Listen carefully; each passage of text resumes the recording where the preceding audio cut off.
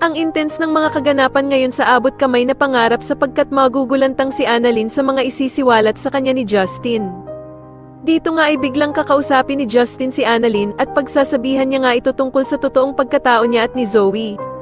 Samantala ay tuluyan na ngang lumalabas ang totoong ugali ng anak ni Giselle na si Justin. Dahil matapos nga ang naging sagutan nila ng ina niyang si Giselle ay biglang may tatawagan ito at sasabihin na sana nga daw ay ang ina na lang niya na si Giselle ang nakomatos at hindi ang lolo niyang si Don Pepe. Sa kabilang banda naman ay magmamatigas naman itong bruhang si Moira na pumunta sa Apex kahit nga naba na siya dito. Pero agad naman dadating si Giselle at pagbabawalan niya itong pumasok. Pero sasabihin naman ni Moira na kaya lang naman daw siya pumunta ng Apex ay para abutan ng pagkain ng anak niyang si Zoe.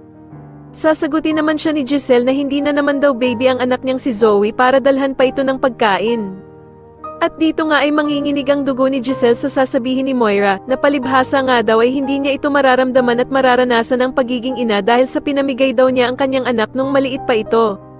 Samantala ay patuloy naman ang pagkakaroon ng anxiety ni Lynette at dito nga habang nagpapahinga siya sa kwarto ay bigla na lamang bubukas ang pinto at iisipin niya nga na may gusto talagang pumatay sa kanya. Sa kabilang banda naman ay panghihinaan na talaga ng pag-asa itong si Annalyn dahil sa sitwasyon ng Lolo Pepe niya dahil nang makasalubong niya nga si Doc Lyndon ay bigla na lamang siyang mapapayakap dito habang umiiyak. Agad naman siyang tatanungin ni Doc Lyndon kung ano ba daw ang nangyari at bakit ito umiiyak. Sa tingin niyo tuluyan na nga kayang namatay si Don Pepe kaya umiiyak si Annalyn at maging kakampi niya nga kaya talaga ang anak ni Giselle na si Justin, mas lalo na nga talagang nagiging exciting ang mga susunod na kaganapan kaya naman ay mas lalo pa nating abangan ang mas lalong gumigandang abot kamay na pangarap. Maraming salamat po sa inyong panonood at sana po ay ma-subscribe niyo ako. Maraming salamat po.